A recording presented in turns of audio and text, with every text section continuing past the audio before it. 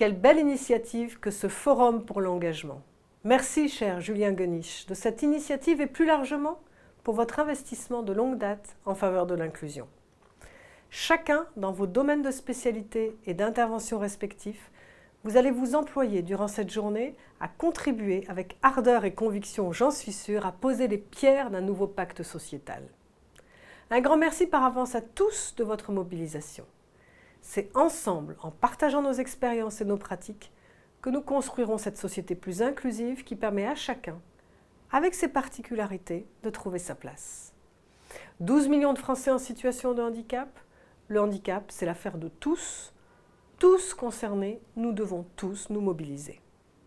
Le gouvernement s'est pleinement investi depuis 5 ans pour améliorer la vie des personnes en situation de handicap, déclarée comme priorité du quinquennat par le président de la République. Le rattachement inédit du secrétariat d'État chargé des personnes handicapées auprès du Premier ministre a permis une prise en compte du handicap dans chacun des pans de l'action publique. Les personnes en situation de handicap ont enfin été considérées comme sujets de droit à part entière et non plus comme des objets de soins. Tout au long de ce quinquennat, nous avons poursuivi 3 objectifs fondamentaux. Améliorer l'égalité des chances et l'équité territoriale, renforcer le pouvoir d'agir et l'accès à la citoyenneté des personnes en situation de handicap, accompagner et sécuriser leur parcours professionnel. En effet, l'emploi constitue un des leviers qui garantit une pleine autonomie. Nous nous sommes attachés à améliorer l'employabilité des personnes, développement de l'apprentissage sans limite d'âge, simplification de l'obtention de la reconnaissance de qualité de travailleur handicapé, fluidification des parcours professionnels à partir des entreprises adaptées et des ESAT, déploiement de l'emploi accompagné pour les personnes en situation de handicap, psychique, intellectuel, qui ont besoin d'un accompagnement spécifique. Mais nous avons aussi et surtout développé des dispositifs pour les employeurs, pour les inciter au recrutement de collaborateurs handicapés, pour les accompagner et les sécuriser. Car c'est vous, dirigeants d'entreprises privées et publiques, qui avez la clé de l'emploi des personnes en situation de handicap.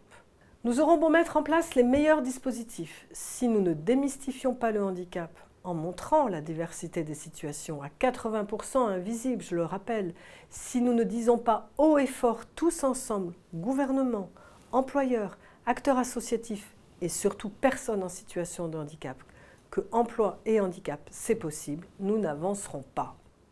Le handicap en emploi reste en effet un sujet complexe, voire même tabou en entreprise, tant il peut encore véhiculer de préjugés.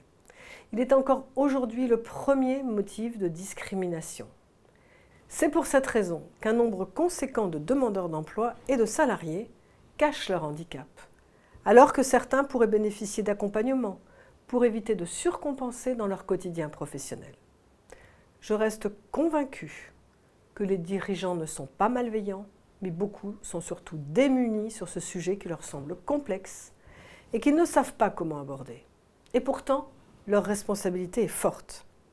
Il leur appartient d'engager leur entreprise vers l'inclusion de toutes les différences et de sensibiliser l'ensemble du collectif de travail sur l'intérêt de regarder les talents de la personne avant de voir son handicap.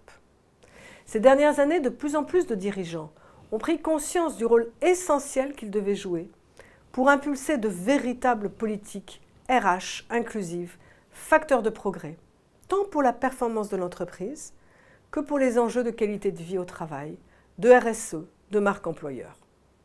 En période de pénurie de personnes, porter une politique RH inclusive, c'est aussi afficher des valeurs qui correspondent aux attentes d'une nouvelle génération de collaborateurs en quête de sens. C'est pour cette raison que nous avons lancé, il y a 10 jours, le baromètre Emploi et handicap, qui a été co-construit avec plusieurs réseaux d'employeurs privés et publics, dont le Manifeste pour l'inclusion. Il permet aux dirigeants, sur la base du volontariat, de publier de façon simple et rapide des données brutes sur quelques items, retenus comme indicateurs clés et accessibles à tous. S'engager, le faire savoir et libérer la parole sur le handicap au travail, telle est l'ambition de ce nouvel outil que vous retrouverez sur le site Les entreprises s'engagent. Sur le handicap, passons donc de l'obligation à l'envie. Et cette envie, c'est vous qui devez la porter. Nous devons à la nouvelle génération qui arrive sur le marché du travail une relance inclusive et solidaire. C'est le moment de dire haut et fort, osons l'inclusion et accélérons en ces temps mouvementés la construction d'une société nouvelle qui s'engage pour le vivre ensemble et qui fait de la différence une richesse. Car quand les enjeux du handicap progressent, c'est toute la société qui avance.